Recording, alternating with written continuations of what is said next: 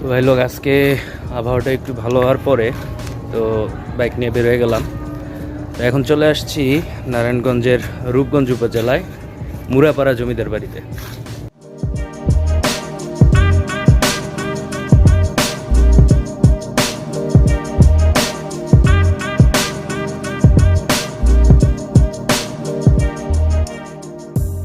পাশের লোকজন স্থানীয়রা এই বাড়িটাকে মঠের ঘাট জমিদার বাড়ি নামেও বলে থাকে।